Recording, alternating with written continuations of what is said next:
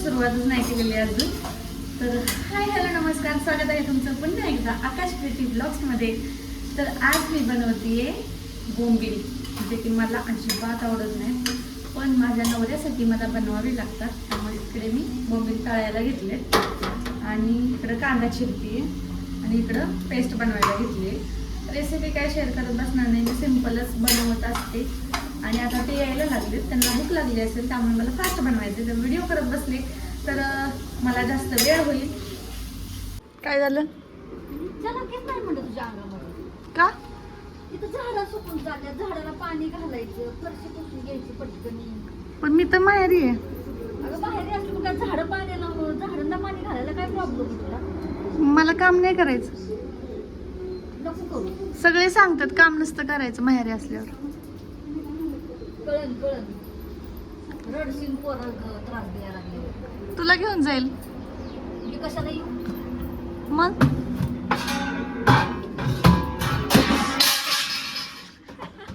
झाडाला पाणी घालते, माझी झाडं सुकून चालले.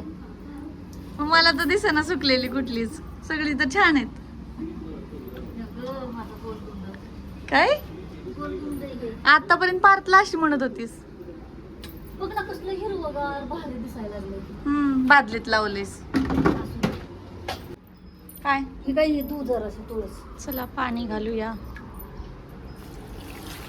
बघितलं बघा गाईस, माझा किती सासर असे, माझा नवरा आलाय म्हणून आहे ना, हे दोघ जण उठाना झालेत. आई का?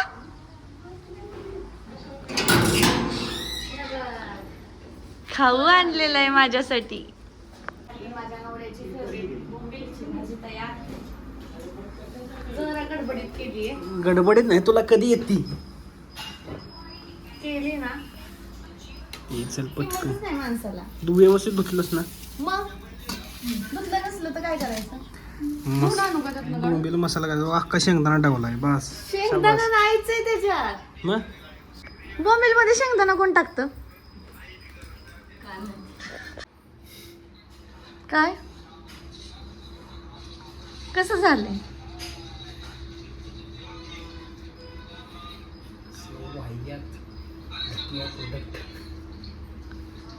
करून टाका रिटर्न. मग सध्या ते रिटर्नच्या जागेच आहे प्रोडक्ट. ही भाजी वाईट दिसते का मला सांगा? बोंबिले मला असं नाही आवडत. कोण टाकतं बोंबील मध्ये? मी म्हणलं ना, पप्पा आले कुणाचे तरी. एका पोराचे पप्पा आले. मन कसं करतो. आता आले आणि लगेच निघाले. पण बाय, बाय व्यवस्थित जा. Bye bye. पार्थला बाय केलं. लागला ओरडायला. बाय. पिल्लूला ना थोडं पण मी इकडं तिकडं गेलेलं चालत नाही. म्हणजे ना त्याला मीच नाही, कोण ना कोण त्याला आजूबाजूला असं ना पाहिजे असतं. म्हणजे ना थोडं जरी गेलो ना, आता आकाशला नुसती बाय करत होते दरवाजामध्ये, तरी बघा लगेच उठून बसलाय. त्याची आज व्यवस्थित झोपच नव्हती झाली, कारण पप्पा येणार होते ना. मग पप्पा आले की चांगलं पिल्लूला जागून बसायचं असतं. असो, आकाश गेलेले आहेत गावी आणि त्यांना काही माझी बोंबीलची भाजी आवडलेली नाहीये. ते म्हणतात की बोंबीलमध्ये कूट टाकला पाहिजे. आता कूट कोण टाकतं? असो, तिकडे गेले ना त्यांनाच बनवून खायला घालणार आहे. मी असं आवरलेलं आहे आणि असं म्हणजे रोज मी अशीच आवरते, वेगळं काहीच करत नाही. आणि आज आहे आमच्या पिल्लूचा वॅक्सिन डे. तर आज त्याची वॅक्सिन आहे म्हणून म्हटलं चला आता तुमच्यासोबत सुद्धा शेअर करते. 2.5 महिन्याची वॅक्सिन. इकडं पिल्लूचं आवरायचं चाललंय आणि तो आजीचा बघा कसा पदर धरून बसलाय, सोडतच नाहीये म्हणून आजी तशीच त्याचा आवरतीये. आणि इकडे माझं सुद्धा आवरून झालेलं आहे. रिक्षावाल्याला फोन केलाय, रिक्षावाला येतोय, त्याच्यामुळे आम्ही वाट बघत बसलोय. तर चला आता बघूया आज कुठलं इंजेक्शन असणार आहे. मला मच्छर चालू वाटतं. आज कुठलं इंजेक्शन असणार आहे बघूया, आता गेल्यावरती समजेल. आज वातावरण पण छान झालेलं आहे, त्यामुळं आज काही छत्री बित्री काही बॅग काही नेणार नाही आहे. फक्त ते जे कार्ड असतं तेवढं नेणार आहे आणि पिल्लूचा रुमाल डायपर वगैरे एवढंच नेणार आहे. अयो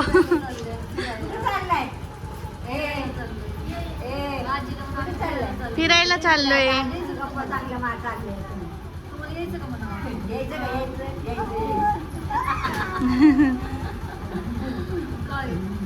आजीला बघ की. खाली येऊन थांबलो होतो, बसलो होतो, तर रिक्षाची वाट बघत होतो. रिक्षा आलेला आहे तिकडे आणि आता आम्ही निघतोय. वॅक्सिन दवाखान्यात पोहोचलो आहे. आता फोन करते तुम्हाला सांगते. आता माहित नाही किती गर्दी असणार आहे. गेल्या वेळेला बऱ्यापैकी होती. हां जाऊया ना इथूनच.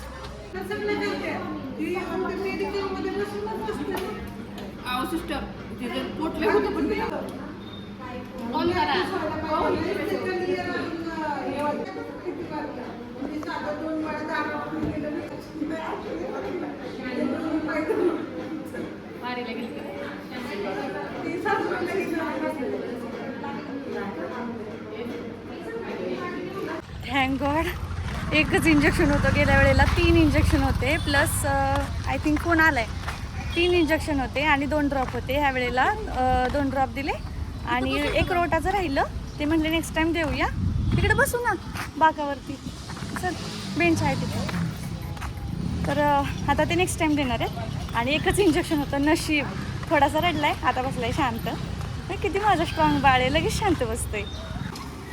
झालं एकच इंजेक्शन होतं पण शांत बसलाय, एकदम शांत बसले. त्याला वाटलं मम्मा आणि आजी फिरायला नेतीये आणि फिरायला आणून इकडे इंजेक्शन टोचलं. रुसला आमच्यावरती, शांत पडलाय. आता रिक्षा येतोय त्यामुळं जरासं इथं झाडाखाली बसलोय, कारण आतमध्ये लय गरम होत होतं म्हणून म्हटलं झाडाखाली बसून रिक्षाची वाट बघावी. आता त्याला बर्फाने शेकतोय. लास्ट टाइम जेव्हा आहे ना, अगं बर्फ झालाच नाही मम्मी. अरे देवा, तो काढायला लागेल मला.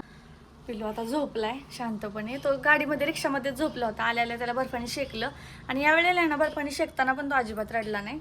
आणि बऱ्याच जणांनी ना सजेस्ट केलं होतं, गेल्या वेळेला मिनी ब्लॉगमध्ये मी शेअर केलं होतं ना, की त्याचं पहिलं वॅक्सिन होतं 1.5 महिन्याचं. त्यावेळेला म्हणले होते थ्रोमोफॉब जेल म्हणून अशी काहीतरी क्रीम असते, तर ती घे. येताना असं झालं की मेडिकल पुढं निघून आलं आणि मग मी ते नाव सर्च करून बघितलं परत कमेंट्समध्ये जाऊन. मला नावच आठवत नव्हतं. मग मेडिकल पुढं मागं राहिलं आणि आम्ही आलो पुढं निघून. म्हटलं ठीक आहे असू दे. येताना आम्ही हायवेने आलो त्यामुळं मग आम्हाला काही कुठं थांबता आलं नाही. आणि आता म्हटलं पप्पांना सांगते कॉल करून की आणायला, म्हणजे त्या जेलनी काय फरक पडतोय का ते मी तुम्हाला शेअर करते. कारण बऱ्याच लेडीज आहेत अजून की त्यांना माहीत नाही आहे की असं काहीतरी असतं सुद्धा. मला सुद्धा नव्हतं माहिती. मला तुम्हीच सगळ्यांनी सजेस्ट केलं होतं.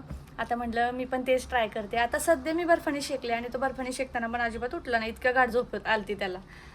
आता झोपू दे त्याला थोड्या वेळ आणि मी पण जरा जेवण करते, मी पण आराम करते. गाईस, कुणी म्हणाल का की ह्याला आज वॅक्सिन दिले. इतका तो शांतपणे मम्मीच्या मांडीवरती खेळतोय बघा, कसा मस्तपैकी आजीच्या पदराची उब घेऊन मस्तपैकी झोपलेला आहे. कुणी म्हणाल का ह्याला आज वॅक्सिन दिले. आजीचा पदर आवडला. ए शनो, मला द्यायचंच नाही आपण घेऊन. आज तुला इंजेक्शन दिलं ना बाळा.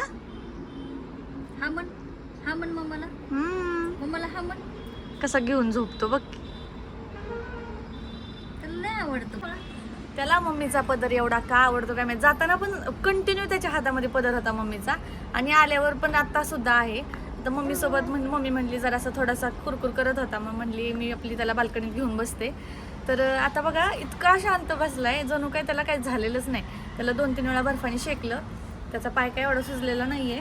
आता रात्रभरात काय माहीत सुचतोय का नाही, पण रात्रीचा पण तो इतका त्रास नाही देत आणि दिवसभर पण नाही दिला. थोडासा नॉर्मल कुरकुर करत होता. त्याला शांत झोप लागत नव्हती, दुखत असेल ना त्यामुळं, पण इतका काही त्रास नाही दिला. त्यामुळे लकीली हा डोस पण आमचा गेलेला आहे पुढे. ह्या वॅक्सिनला सुद्धा आहे ना त्याला अजिबात दुखलेलं नाही. म्हणून म्हटलं चला आम्ही तरी टेन्शन फ्री आहोत.